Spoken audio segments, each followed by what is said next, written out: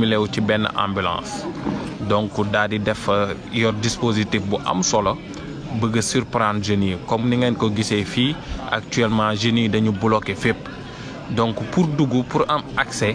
qu'est-ce qu'ils ont fait tenté nañu xeex ak jeunes yi depuis des jours depuis 5 jours ou 6 jours mënuñu jege kër président Ousmane Sonko tellement que les jeunes sont tellement déterminés ba détermination boobu yow mi bi nekk ci terrain bi sax da lay jaaxal parce que da ngay gis ni nee nañ le président Ousmane Sonko moo leen gën a seen bakkan te dañ koy jëfe ñu gis quoi la preuve mooy jeune bu fi jot a gaañu Diédhiou mais bañ ko tiiree bal bañ ko boomee ba mu tëddee lu mu wax mooy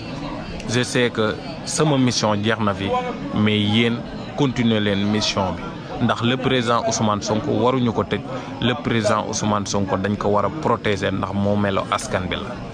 donc sur détermination boobu la jeunes yi am moo tax policiers yi di wër yeneen dispositif yoo xamante mën nañ contourner dispositif de sécurité yu jeunes yi teg pour protéger le président Ousmane Sonko sur ce ñu dissimulé wu ci benn ambulance jeunes yi ubbi leen yoon bi ndax kër président Ousmane Sonko ak hôpital de la Paix c'est tout près donc c'est tout près donc pour ñu dugg noonu lañ dissimulé ba ñëwee ba booru hôpital bi nag commencé tirer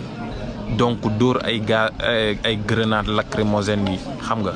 am grenade lacrymogène yu bëri yoo xamante ni dugg na biir kër président Ousmane Sonko ñoom tam ñoo ngi daj lu nekk mais ñoo ngi koy muñ comme que Macky Sall moom teggiwul tànk ba tey moo ngi teg le président Ousmane Sonko yu métti voisinage bi ak le président kër président Ousmane Sonko la ñuy pilonné di fa dugal seen gaz lacrymogène léegi nag jeunes yi def seen mobilisation daal di défendre ba dàq leen instant yi nii ñoo ngi presque à 2 kilomètres comme ça parce que tellement que détermination yu jeunes yi am